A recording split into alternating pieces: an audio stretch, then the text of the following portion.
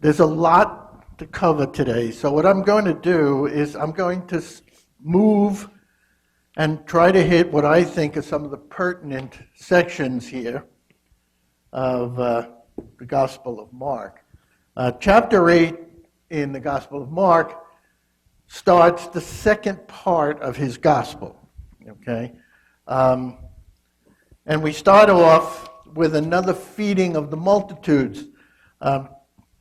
Last time we saw him feed the 5,000 with the loaves and the fishes.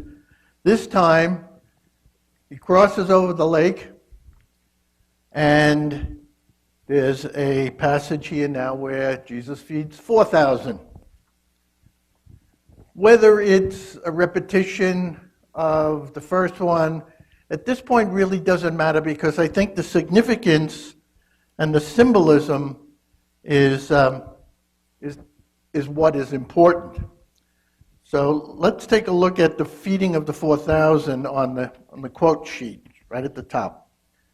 In those days, when there was again a great crowd without anything to eat, he called his disciples and said to them, "I have compassion for the crowd, because they have been with me now for 3 days and have nothing to eat." That 3 days phrase is significant here. "If I send them away hungry to their homes, they will faint on the way, and some of them have come from a great distance." His disciples replied, "How can one feed these people with bread here in the desert?" And he asked them, "How many loaves do you have?" And they said, 7.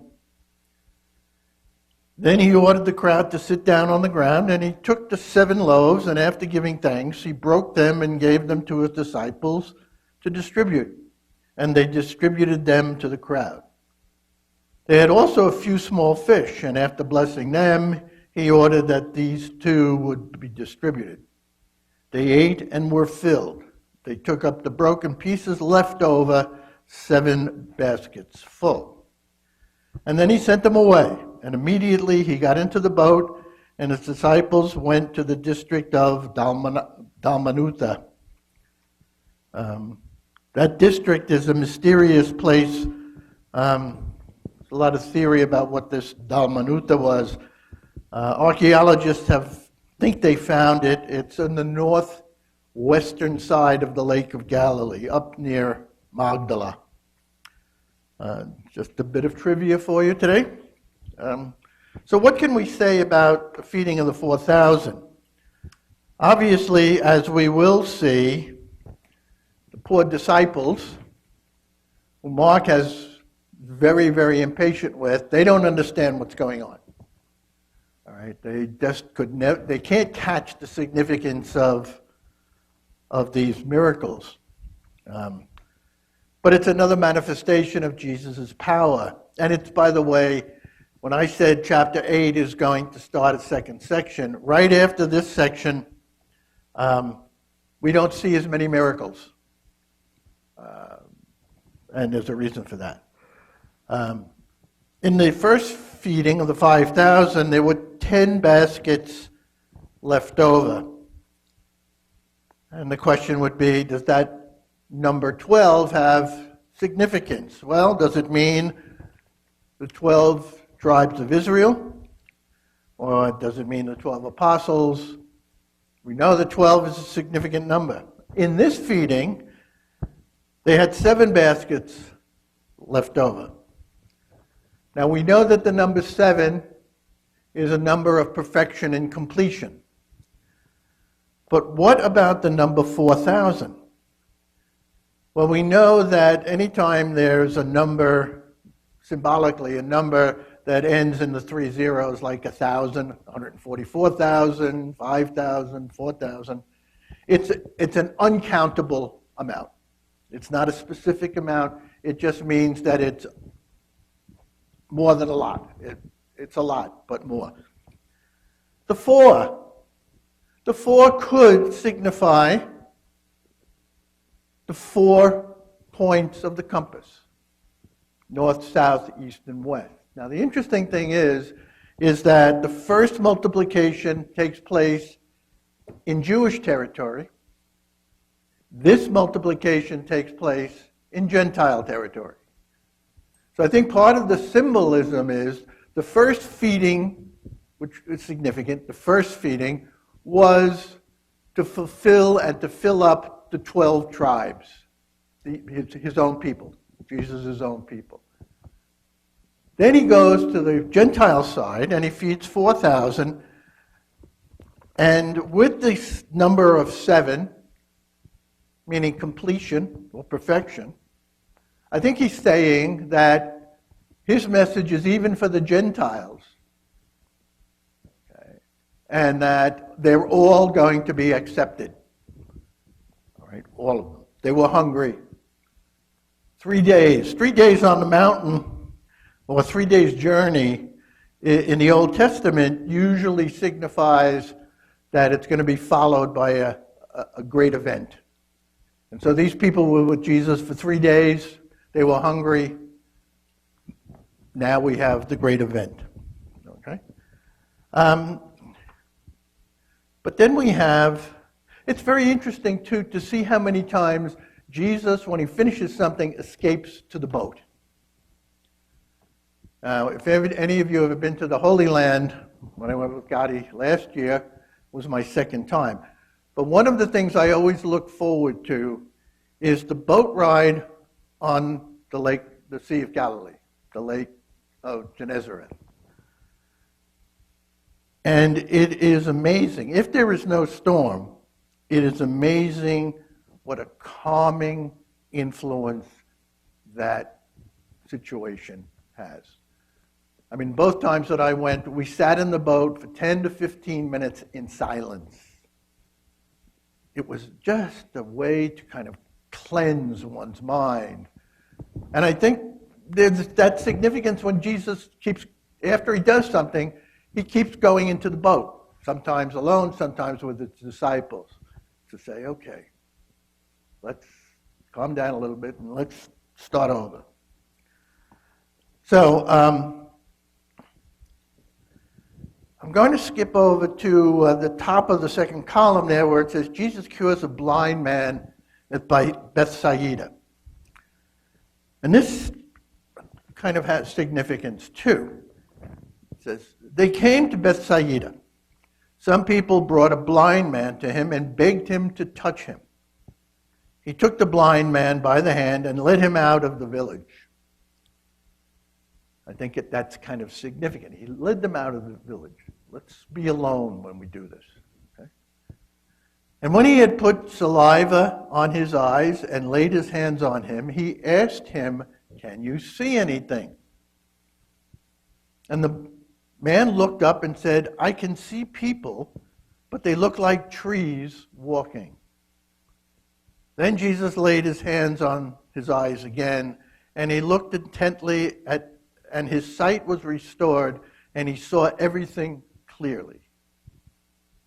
Then he sent him away to his home, saying, "Do not even go into the village." It's a very interesting miracle, because when Jesus goes to heal the blind man, it happens in stages. This doesn't happen too often. Okay? But I think what the symbolism is here, and I've been repeating this over and over and over again because I believe it to my depths. One of the great elements of Jesus' coming was to help us to see differently. He's curing the blind. He keeps saying, if you have ears to hear, let them hear. If you have eyes to see, let them see. And I think what Jesus is constantly hammering home is that if you are going to follow the Gospels, if you are going to recognize or believe in me, you've got to see reality in a different way. Let me just editorialize here for a moment. When I was teaching a course on the basis of religion, I always made it clear to the students that religion is something that's man-made. All right? And what is the purpose of religion? And it's a very interesting balance here. The purpose of religion and the purpose of science are exactly the same. Okay? The purpose. The purpose for both of those is to interpret reality. What is the meaning of reality? Science does, however, the methodology and the basis is different. Okay? Science uses measurement to interpret reality. Okay? Religion obviously uses faith as a means of interpretation. And what each religion does, for example, if you're a Christian, your interpretation, your interpretation of reality is always going to be seen through the filter of the risen Christ. How does a Christian read the signs of the times? How does a Christian interpret reality? All right. There's no objectivity here. You try to interpret reality, there's no objectivity. You see it through a filter. And in religion, you see reality filtered through the basis of your belief. And so for a Christian, the basis of belief is in the resurrected Christ. So a Christian interprets reality, sees reality. For example, death. Okay? Death, in terms of being in science, you know how science measures death. Different ways, concretely. There's no pulse. The old timers, they used to have people breathe or try to see if there's a breath with a mirror. They can do it by brain waves. There's always some sort of measurement. Death for a Christian doesn't deny that. That's reality.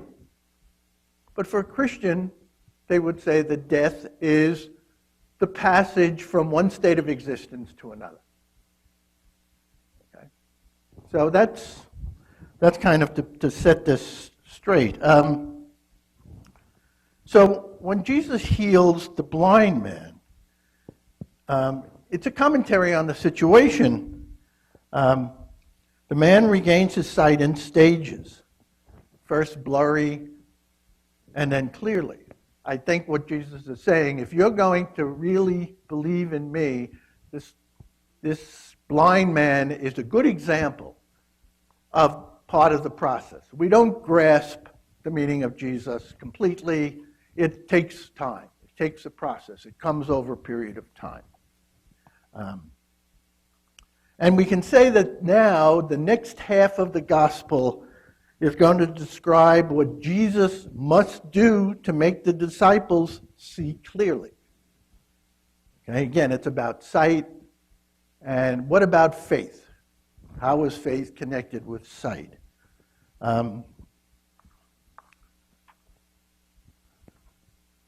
In this section, Jesus signals a change in the tone of the gospel. First part of the gospel went very, very quickly. Things are beginning to slow down now. He says he's going to predict his own fate 3 times. He's going to predict his own fate of going to Jerusalem and dying 3 times. And the idea being, what good is it for me to work miracles, because even when I work miracles, people still don't believe. Especially his disciples. I can remember people saying, oh man, if I lived in the time of Jesus and I was there to see his miracles, man, I would follow him. Well, we know from the Gospels that isn't exactly true. Okay?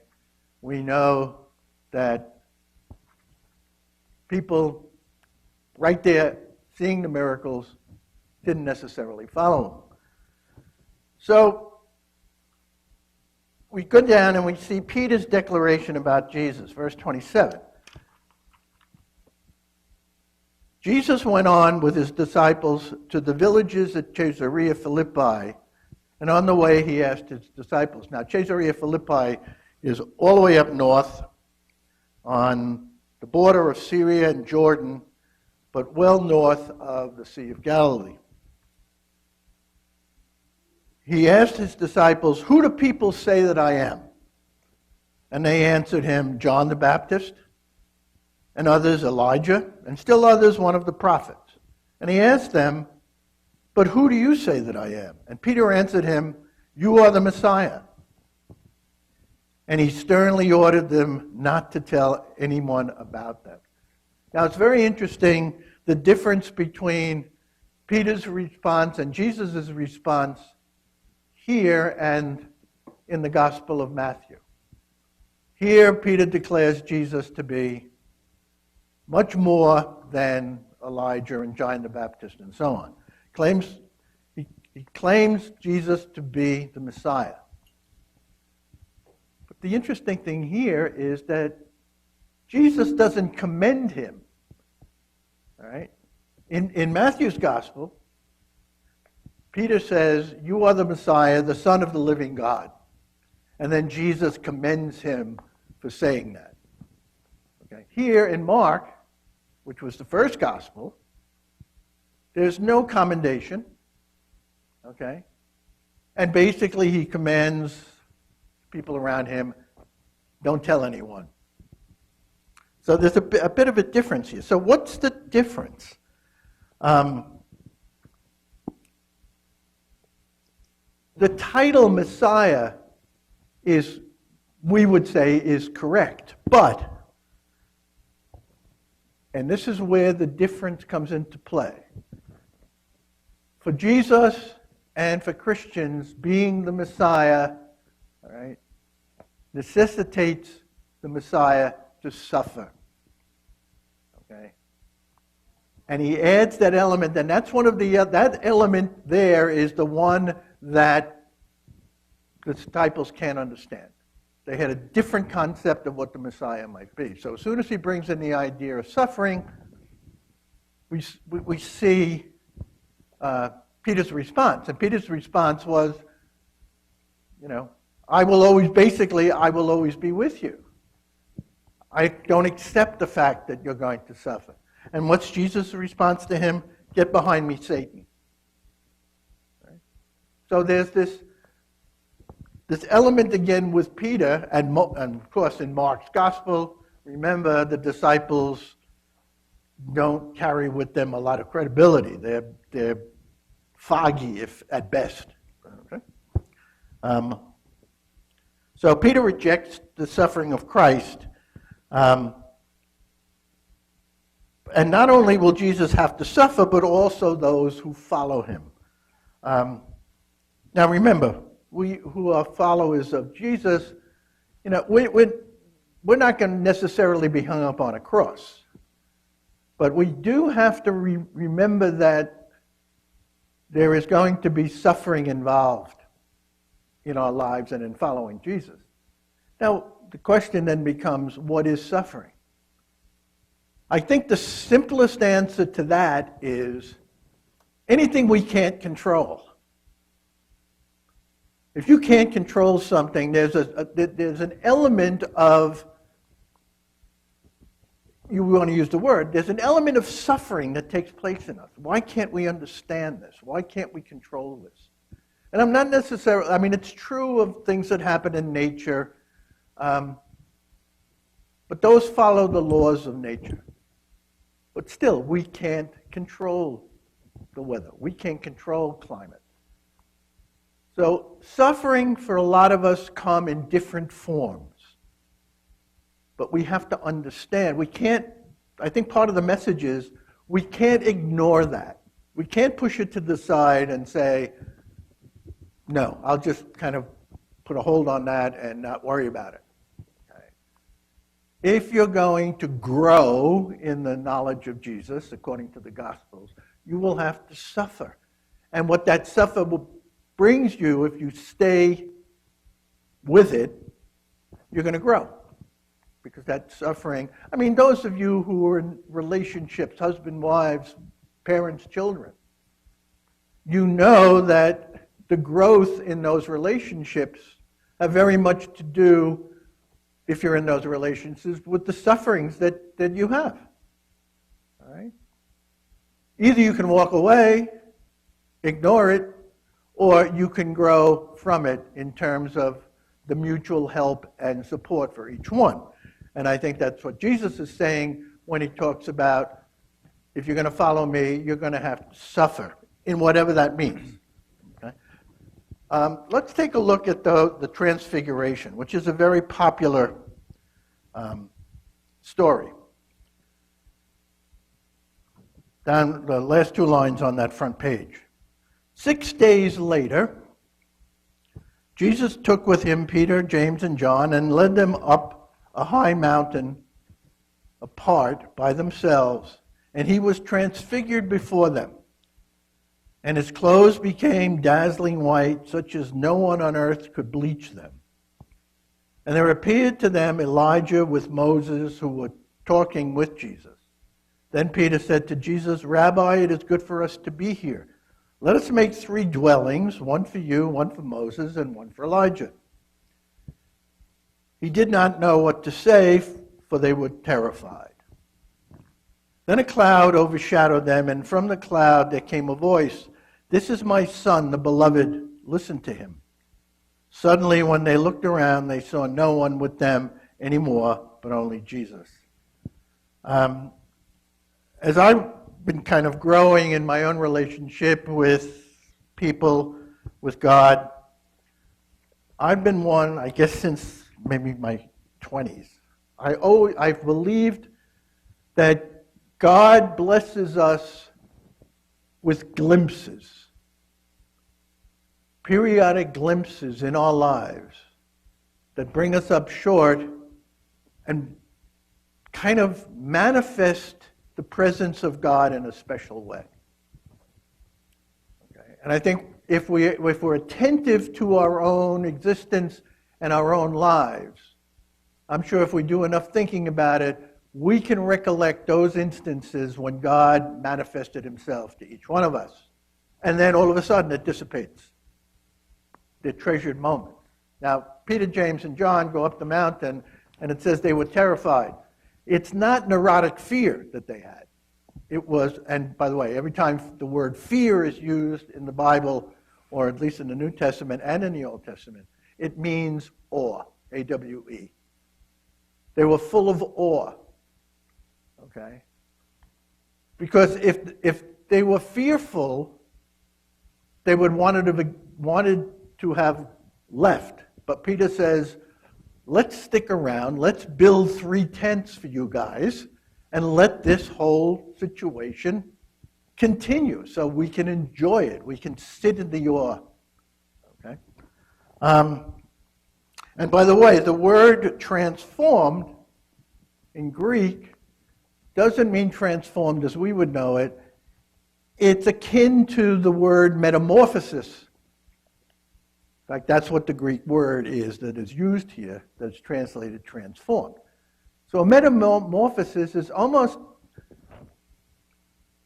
a glimpse into a different state of being. Okay. So I think they were very careful in using that word because the word itself is very descriptive.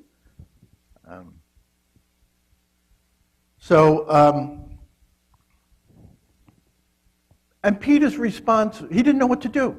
He felt awkward. So the best he said, "Oh, it's good for us to be here." Well, if he were really terrified in the fear element, it wouldn't have been good for them to be there. He would have wanted to run away. So he's taken up with this awe, this moment, this glimpse. All right. When Jesus was baptized by John the Baptist and the voice came out of the cloud, "This is my beloved Son," nobody was around. Here, the same voice comes out of the cloud and re-identifies Jesus, but this time in the presence of his disciples. Okay.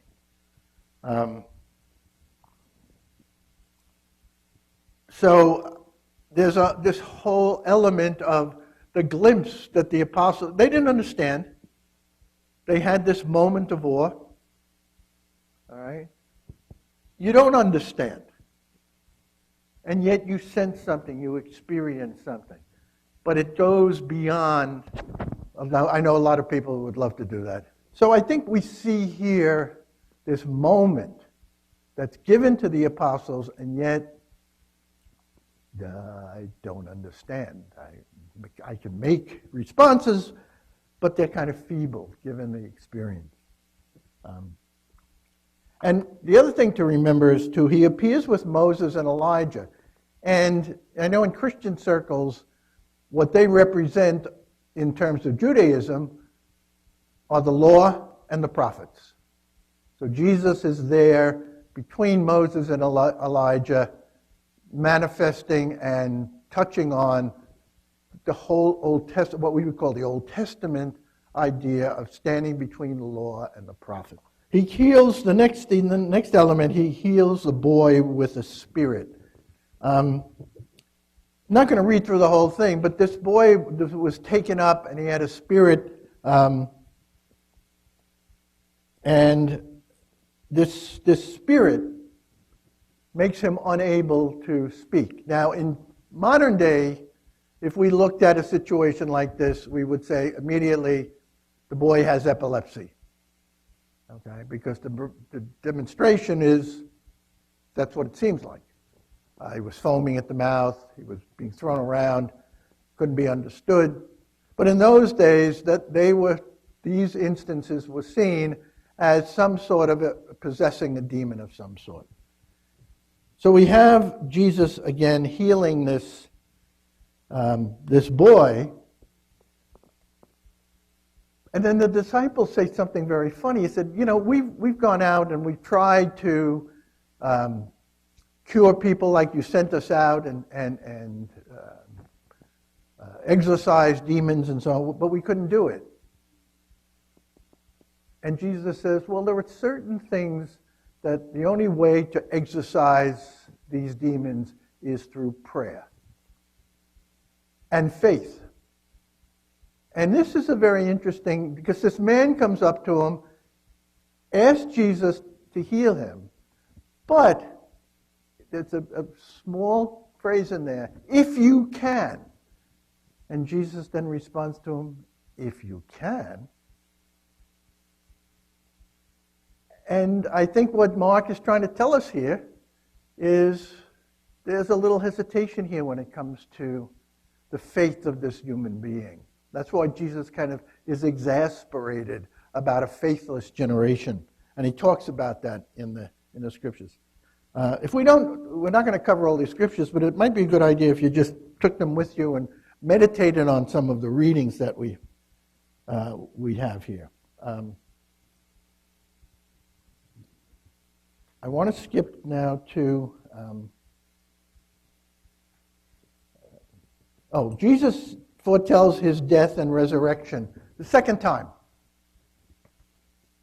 Interesting that he does it 3 times. And when we talked about Mark, remember we said that Mark has this thing about sandwiching events between 2 events. Well, this is the second of the 3 predictions of Jesus, and this is the one with the least amount of details. And all it says here is, those people who are responsible to put me to death are human beings. He makes this kind of blanket statement. There are ways that we have to perceive and identify, and yet the question then would be, how is it in our own lives that we somehow are responsible for the suffering of Christ? But I think that's more symbolic in terms of what we're called on to do today. And don't forget, within a Christian context, Christ is identified with the church, and by that I mean the people of God, okay, members of the church, and especially with the poor and the downtrodden. So the question then becomes for us, how are we responsible? Because in a certain sense, our sinfulness continues to crucify people. I'd love to be able to say to somebody, isn't one crucifixion enough? And yet our sinfulness, all right, especially towards others, bring about in its own way a type of crucifixion for the other person. Right? How many times during our lives and our days and weeks do we say something or do something that is really hurtful, that in a certain sense is bringing about another crucifixion? And I think that that's the message that's here. Chapter 10 is going to be focused on how to live with childlike simplicity. And in chapter 10, we hear a lot about children being brought to Jesus. But what do the children represent?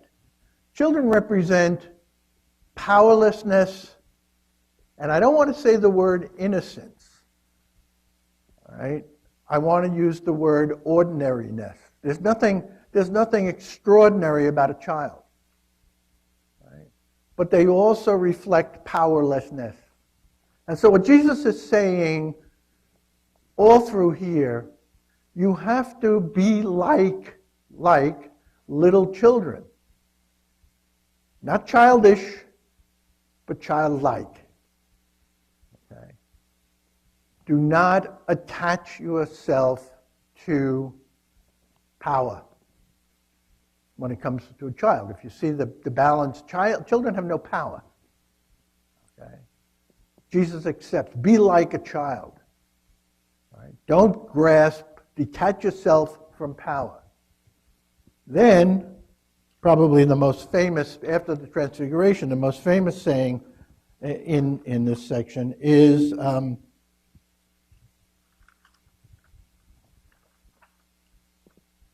let's see, where is it? The rich young man. Okay, that's on page 3, down at the bottom. As he was setting out on a journey, a man ran up and knelt before him and asked him, "Good teacher, what must I do to inherit eternal life?" And Jesus said to him, "Why do you call me good? No one is good but God alone. You know the commandments. You shall not steal. You shall not you shall not murder. You shall not commit adultery. You shall not steal. You shall not bear false witness. You shall not defraud. Honor your father and mother." And he said to him, "Teacher, I have kept all these since my youth." And this is one of the great lines in Scripture. Jesus, looking at him, loved him. Loved him. Jesus is accepting this young man as he is and believes in him and loves him for fulfilling the commandments. Jesus, looking at him, loved him and said, "You lacked one thing. Go, sell what you own, and give the money to the poor, and you will have treasure in heaven. Then come follow me." When he heard this, he was shocked and went away grieving, for he had many possessions. We question that because we say to ourselves, okay, we're living in a society which is consumerist. We have many possessions. Are possessions bad? Is being rich man? All right. This is in this we have, it's easier for a rich man. It's easier for a camel to pass through the eye of a needle than it is for a rich man to enter the kingdom of heaven. Is Jesus condemning wealth? Is Jesus condemning having possessions? No. Because if you take a look at the parable of the talents, if you have a talent to raise money, to use your talents for the good and become prosperous, wonderful. What Jesus is saying to the rich young man, let go. Just as the child, if you're going to be childlike, you have to detach yourself from power. Right? Because don't forget, Jesus' power rested in his powerlessness. Okay? That's one of the great paradoxes of the New Testament. What Jesus is saying here is, detach yourself from your possessions. Why does he seem to condemn the rich? Not because they're rich, but because wealth and possessions become an obsession for people. The possessions become the God. Very often, I want more, and every time you want more and get more, you're still not satisfied. Right? You're basically possessed by the possession. Right? And Jesus is saying, detach yourself, be like a child, detach yourself from power, be like the rich young man when I ask him to detach himself from his possession. Right? And that's the message that Jesus came, because as he says through all of this, I want to move on and let Gotti talk here, is that if you want to follow me, then you have to become like a servant. You can read, there's a lot in here about not coming to serve, but to be served. If you're going to be a disciple of Jesus, and yet Jesus is not unfeeling. Many times, he's telling these people, if you have me as a priority, you're going to not only receive your riches later on after you die, but he keeps saying you will receive riches in this life. You don't have to wait for heaven. The question is then, what do we mean by riches here? Okay, but again, he always adds this idea of the last healing. I just want to go over this. Over on the back page is the healing of a blind man, Bartimaeus. They came to Jericho. As he and his disciples and a large crowd were leaving Jericho, Bartimaeus, son of Timaeus, a blind beggar, was sitting by the roadside. What do we have here? Another blind man. Okay. When he heard that it was Jesus of Nazareth, he began to shout out and say, Jesus, son of David, have mercy on me. Many sternly ordered him to be quiet, and he cried out even more loudly, Son of David, have mercy on me. Jesus stood still and said, call him here. And they called the blind man, saying to him, take heart, get up, he is calling you. So throwing off his cloak, he sprang up and came to Jesus. Then Jesus said to him, what do you want me to do for you? And the blind man said to him, my teacher, let me see again. And Jesus said to him, go, your faith has made you well. Immediately he regained his sight and followed him on the way. The reason, again, why this particular healing is important, first of all, he's talking about sight again, which is very important. All right. But he contrasts this with the story of the rich young man, and here's how. He said, the rich young man could not become a disciple because of his possessions. So, rich man, his possession, couldn't become a disciple. The beggar, Bartimaeus, has no possessions except for a cloak, which he immediately casts away to follow Jesus. So where is the symbolism? The possession that he had, he cast away. You get the image. And then what did he do? He did exactly what Jesus asked the rich young man to do. Follow me. So this story of Bartimaeus, the blind man, is just not curing his sight, but the symbolism is there in relationship to what he said to the rich young man. All right. So I know I skipped a lot, but there was a lot here. Go home and believe me, if you have questions and you really want to come back, if I didn't put you all to sleep, come back next week, and if you have any questions, please. And the reason why I moved through this is my purpose would be to try to get to the end of Mark's gospel right around Easter time. Okay, so I want to work through the Passion, which is then coming up during Lent and so on, so we can kind of finish in April with the resurrection story. Okay? Thank you so much. Okay, thank you. Don and I normally, have this pleasure of preparing it together, and we didn't have it this time because I had a very busy weekend.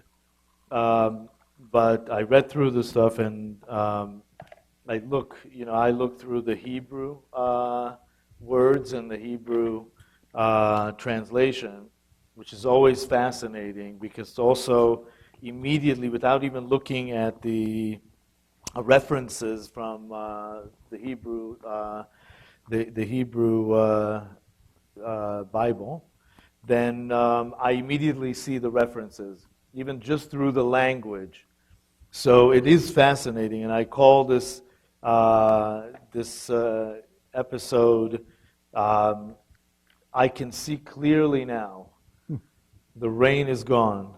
So it really is all about seeing and not seeing. What we just read, the 3 chapters. Well, I'll focus, of course, on chapter 8, but it's all about seeing versus not seeing. And what do we see that other people may not see, and what do we not see that certain people see? So I would say there are many things that cover our sight. But let me just begin by saying that all the things that we think that obscure our sight, we can summarize it in one word and basically call it distractions. Everything that we want to see or not see, it's all about distractions. So sometimes we're distracted by other external means, but a lot of times we distract ourselves. So I actually want to start from the end of the chapter with the 2-stage healing of the blind man, because I think this is the most challenging for at least the New Testament. It's not challenging for the Old Testament, the Hebrew Bible, because we don't necessarily see the divinity in Jesus, but we compare him to, let's say, Moses, right? So Moses led the people of Israel in the desert for 40 years, and they still couldn't see it with all the miracles that he performed. So we're used to this frustration of things don't just happen in one stage. But it mainly is that blind man was not healing because he couldn't see it. And the key phrase is that he asked Jesus, can you really do it? Right? And that was the key, because it's not about what Jesus cannot do, it's his own doubts that he was not sure that he is ready to see. So the 2-stage healing had to occur this way, because, and I don't see it, according to the New Testament, it seems like it was maybe viewed as Jesus' failure, but I don't think it's a failure at all. It actually is, you heal a person, you talk to a person. There's a theme that we always follow, that you heal people according to their will. You speak to a child according to what interests them. Otherwise, they're not going to hear you. So in this case, he's not going to see you, or he's not going to need or want to see if you don't speak to him in his own terms. So if he doesn't want to see, nothing is going to happen.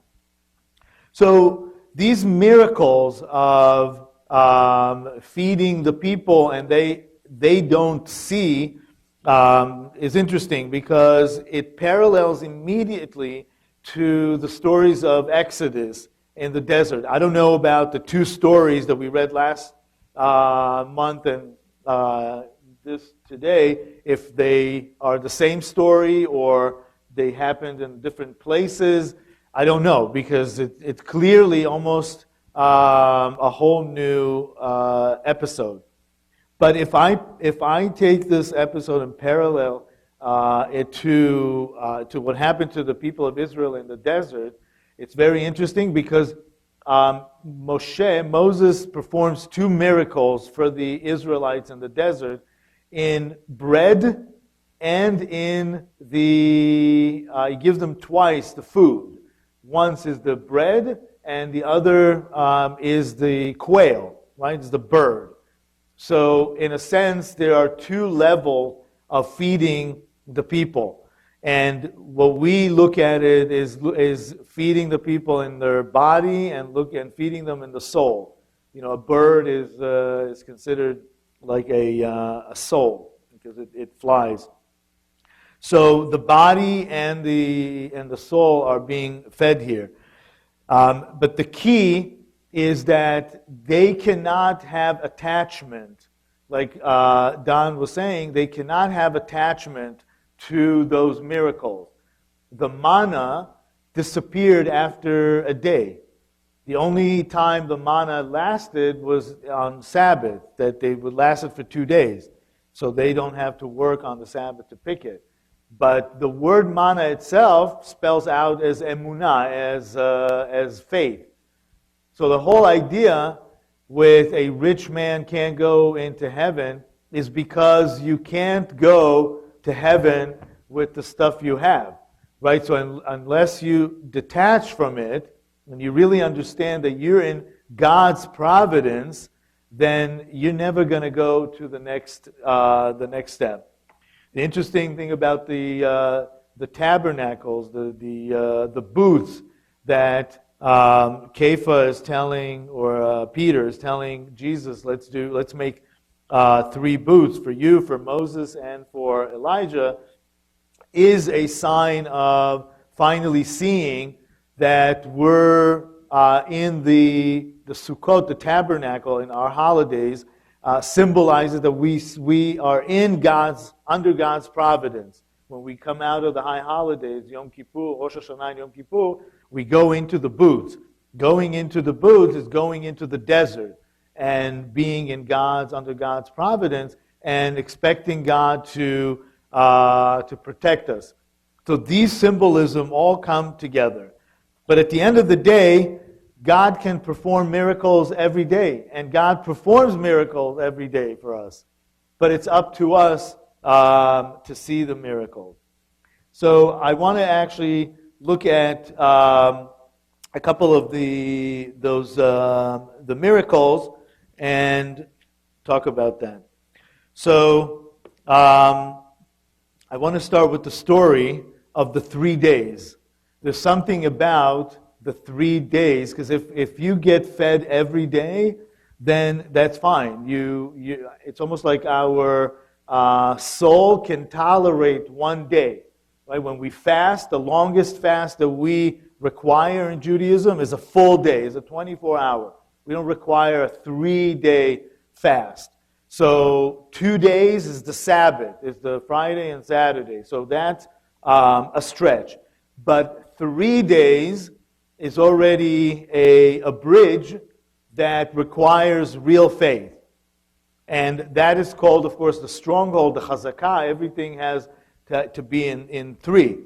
So a famous story that my father always tells us is how he used to walk with his father when back in Yemen, when they had to walk for 3 days to the market to sell my grandfather's merchandise. He was a shoemaker, and he made leather goods.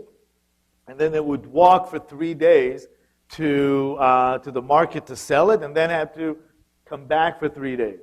Now, for us, 3 days, when he's talking about these people don't have food if they're not going to eat for 3 days, they're going to starve, and and I'm comparing it because the story of my father about his journey with his father is mainly surrounding the logistics of how they had to prepare very, very carefully that their food will last for 3 days, because they didn't have refrigerators, of course. They carried it. They couldn't carry a lot of it because they carried already the merchandise that they were going to sell. So this is so much more complicated than when we read it in the text here. Oh, so 3 days. What's the big deal? You go in the refrigerator and you take something, or you stop at on the expressway and you get something. This is where they didn't have those things, so they had to prepare for 3 days. So the idea of preparing for those 3 days, that bridge, really strengthened the faith. And I think that part of my father's faith and his father's faith came from those journeys, because you really are in God's hands. It's not just the food that you have to provide for, but it's the security on the way. If all kinds of things can happen, diseases, the weather. So this is really this whole story. So that's the preface of that. And what's frustrating about these whole stories, and according to the New Testament, Jesus did not really perform any miracles after that. The undertone that I hear, and correct me if I'm wrong because we didn't meet before, that according to Mark at least, it seems like Jesus was frustrated. Right? So he was frustrated. So Moses, at the end of the day, also was frustrated with the people. But God was also frustrated with Moses at a certain point. Moses also, right, had to strike the rock instead of heeding to God's commandment. So it's a chain of faith. And what's frustrating about this whole thing is that Jesus is telling them, or at least his the tone in Mark, is that God took care of you until now. All these miracles that God performed until now, how can you not at least take it into consideration that if God took care of you until now, will take care of you from now on? Now, it doesn't mean that God will provide you everything that you want, but whatever you are provided is what God allotted you. That really is where we need to get in our mindset. And the interesting references that they use, the references, of course, from Isaiah and from Jeremiah, about the idea of if you have eyes but you can't see, you have ears but you can't hear. So these references are interesting on few levels.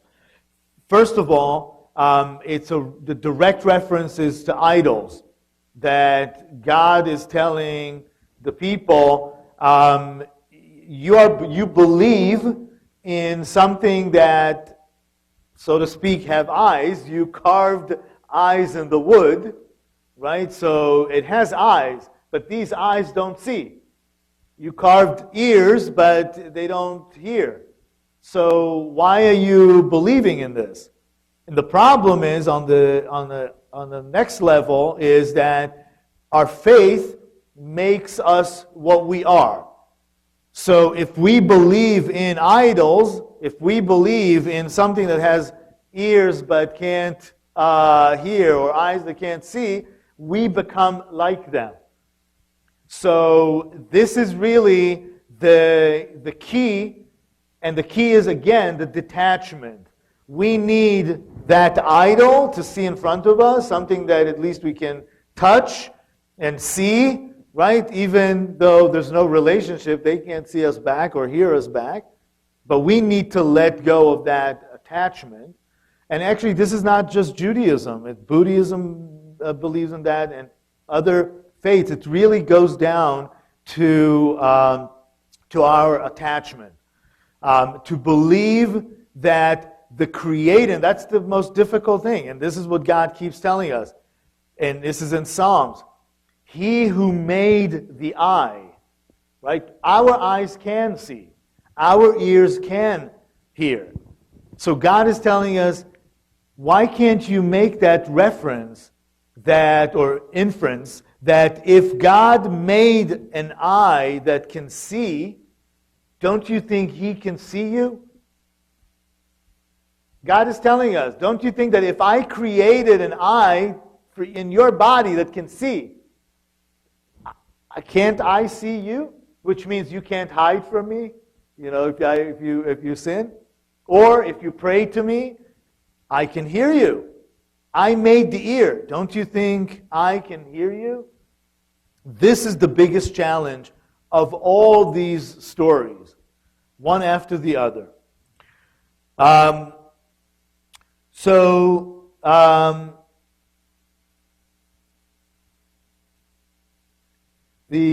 next thing I want to talk about, the reference that we distract ourselves. We read in Matthew about the story of Mary and Martha, that one of them wanted to be busy, right, in the kitchen, serving, doing all kinds of things, and Mary wanted to sit and hear what Jesus was talking, was teaching. And these are the two models that we follow. So I think when Martha complained to Jesus, right, saying, "Oh, look at her, she's not doing anything, she's sitting here," and she probably expected Jesus to say, "Oh, you're right, go help your sister in the kitchen." But he said the opposite. He said, "You busy yourself too much. You distract yourself too much." So sometimes our not seeing or not hearing doesn't even have to do with really actual seeing or hearing. It's about we put in front of us things that prevent us from seeing and hearing. We think that the eye is here to see physical things. It is here to see physical things, but it is to see beyond the physical things. And Martha was the one that stopped at the physical. And she saw all the things that we have to do in the kitchen, which is great, but she didn't see that there's a higher calling here, a higher calling to sit and learn wisdom. So we also can choose to be these people. We can choose to be the Martha or the Mary. So, and I will finish with one thing that I wanted to refer to. Andrew Carnegie. Story of at a certain point, the wealthiest person in the United States. And I read about him because I lived for 20 years, basically one block from Carnegie Hall. And I remember, it was called Carnegie Hill. So I lived in Carnegie Hill. So I studied about it, and I wanted to see who that person was. And I learned that he was a impoverished immigrant that came with his parents and as a kid, and he had to leave school in order to help the family survive, really. And he was clearly very smart, very astute person, but what he ended up doing, he really ended up enslaving his workers. That's how he really became very wealthy and famous for that strike against him in his iron factory. But he didn't see it for so many years. He himself experienced poverty and working nonstop.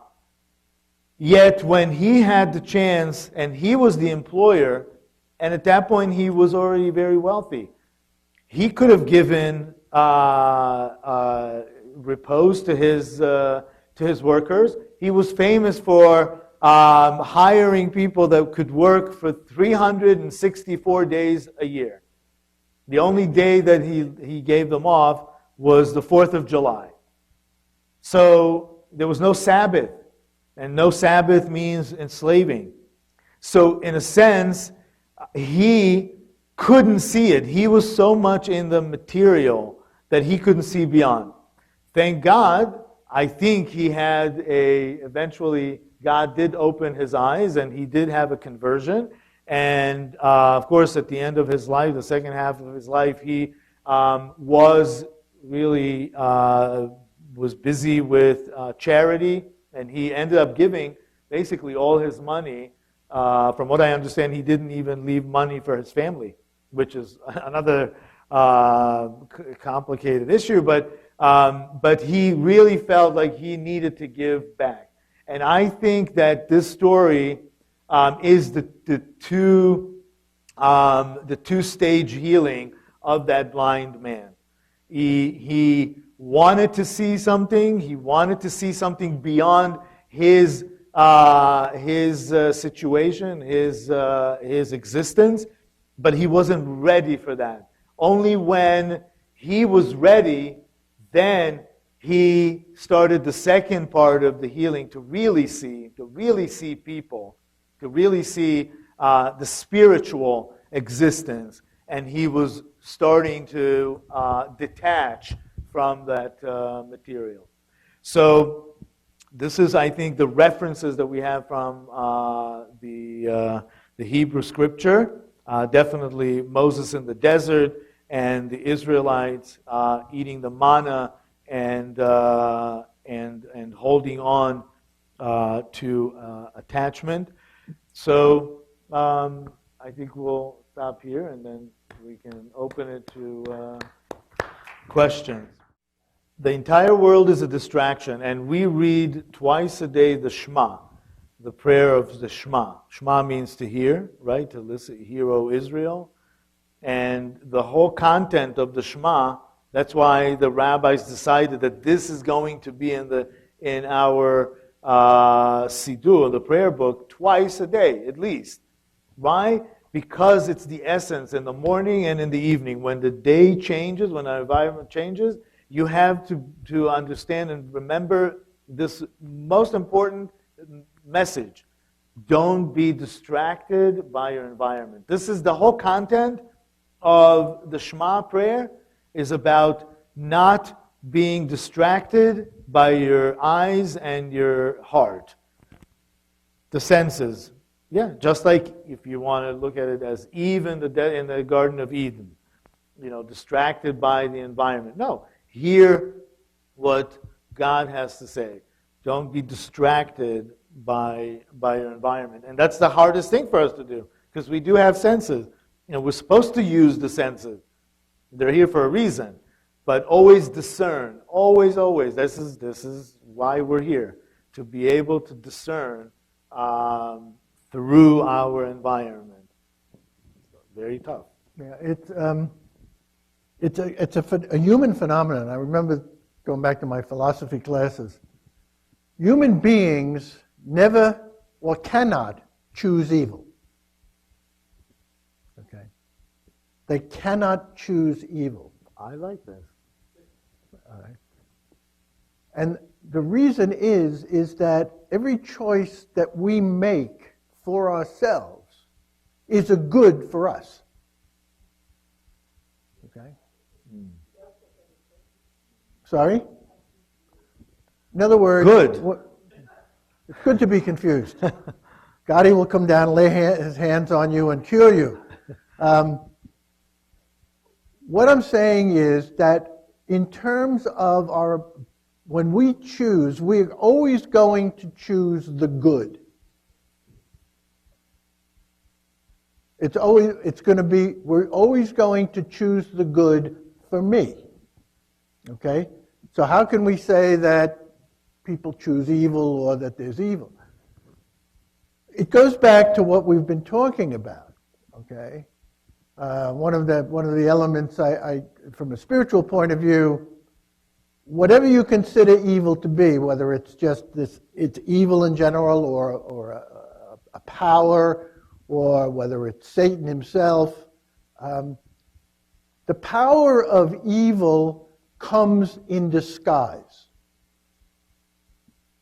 That's the great key to evil. Evil always disguises itself as the good. So what we have to do then, through all of this, is be able to train ourselves and to grow, not only in prayer, but in the ability to stop and discern what is happening to us. Right? And the more we grow, the greater the ability of us to be able to sense and to see that this, even though we chose it as a good for ourselves, may not be the good. But that's a lifelong process. And in that process, there are many distractions. And these are what very often we see. Those distractions very often are the disguises. Right? So, I mean, none of this that we're talking about in terms of growth here is instantaneous. All right? This whole idea of the blind man, it took a while for him to see. Well, it's going to take us a while to see. It doesn't happen all at once. We may get a glimpse, like Peter, okay, and then we come down from the mountain and said, I don't know what the hell just went on. And I would add to it that I think you're confused because how can we choose evil all the time, right? So how can it be? And the first time I heard this idea from Don, I was confused too. What does that mean? We choose bad. We have bad choices all the time. But I think what Don is saying, that we want to choose good for ourselves. The end result may be bad.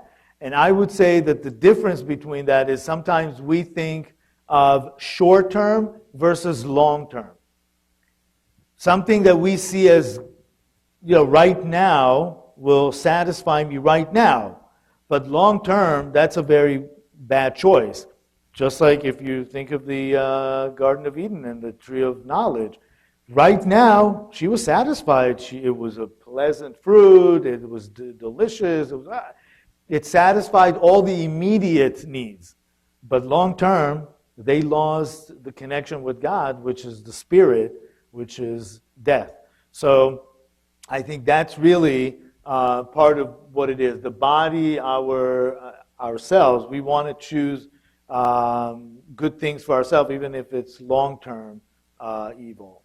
And I think part of that discernment process is to be able to train ourselves to go beyond asking ourselves, what do I want, to asking ourselves, what do I need?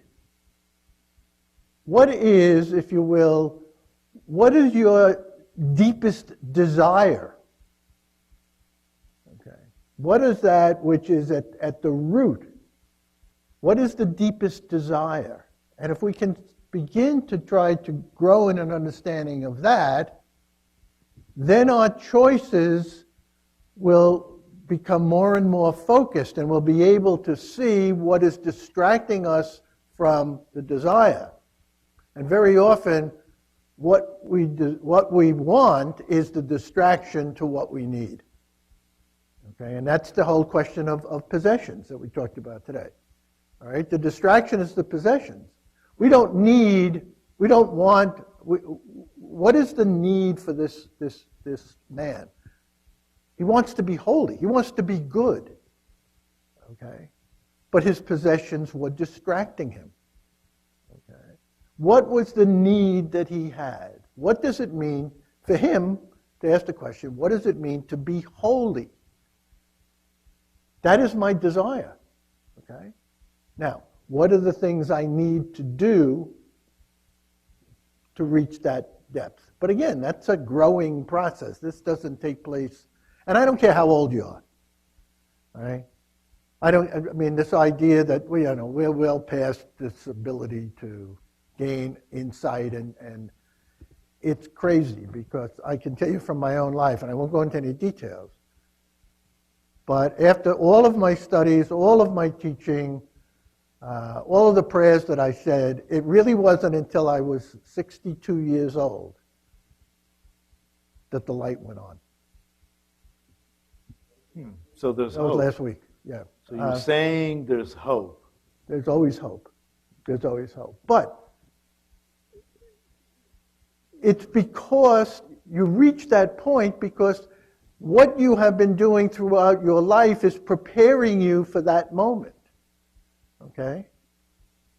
And I would say that if we can begin to detach ourselves, excuse me, from power and from possessions, right? Detach is the key word here. You know, it's not number one important. It's here. It's for me to use to the best of my ability, for me to grow, for others to grow. But it takes a long time. And as I said, you don't know it until it happens. But everything that you have desired, all of your choices somehow are coming together to arrive at that point. So as I'm saying, don't give up hope, because I didn't even know what I really desired. I had inklings, but all of a sudden, after a certain process, the lights went on. And it's when you go from the intellectual to the experiential. When you go from an intellectual knowledge of God or your religion to the experience of God in your life, okay, that's when the light bulb goes on. And then everything else from there is seen in that context. All right? And that's kind of the struggle, but it's the beauty of moving, constantly moving. Liz, did you want to say something? Grace is an interesting word. What was the question? I'm sorry. What he said. Mm-hmm. It's a grace-filled moment. It's not necessarily grace, because that's not to deny that you haven't been grace-filled on the road. Okay, that what we believe biblically, by the way, this is always true. God always takes the initiative. Always takes the initiative. And if God takes the initiative, it means that he is giving us the ability, which is another way of saying grace, because the grace is really the presence of God in us, from one point of view.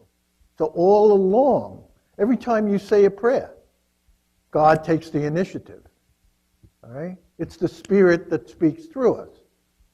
So our whole lives, if we stay open, we have our moments, but if we stay open, our whole lives are being directed by God, because God takes the initiative, always.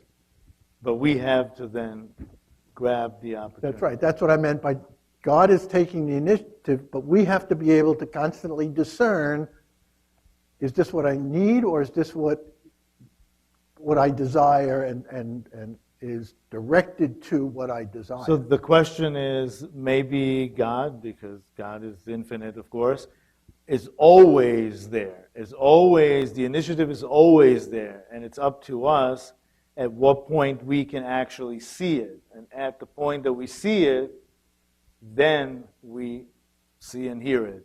But it's always been there. Can you say that? Yeah. Oh, yeah. Theologically, would you agree Absolutely. to that? Absolutely. So when God said to Abraham, go from your land, right? That offer or that directive was always there. It's just that at that point, Abraham was ready to see it and hear it. Yeah? Would you Absolutely. agree to that? Absolutely. Absolutely. Jack, yes. But let me just add here. I think the image that best fits what we're talking about here, all of you have heard of the poem, The Hound of Heaven. Okay? That's really what our lives are. We're not chasing God. God is chasing us, and we're running. Okay? Whatever away means.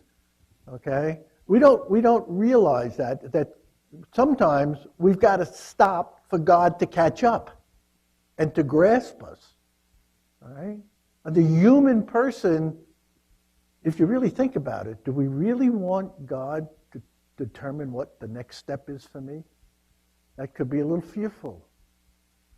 And sometimes we kind of run from that. So I think the image of the hound of heaven is, if God is the hound of heaven, God is pursuing us.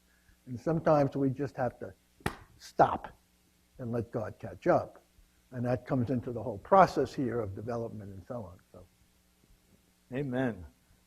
So I think our next, do you have another question? Our next... next meeting is January 12th. 12. Okay. January 12. So we hope that you all have a wonderful holiday season, Christmas, Hanukkah, all the holidays there. Enjoy yourselves. All right? Season of light. That's right. And remember, try not to let Hallmark define what the Christmas season is for you. Okay? All right. Christmas season begins Christmas Eve. All right? And the joyousness of the Christmas season is being able to celebrate what has happened for symbolically 8 days. Or 12 days, the 12 days of Christmas. So, I mean, to see Christmas lights go up before Halloween is beginning to blow my mind. But just in your own minds, don't get totally caught up with the Hallmark Christmas. You know, if you're a believer in Christmas, then Christmas starts Christmas Eve. All right? My words of the moment. Okay, thank you.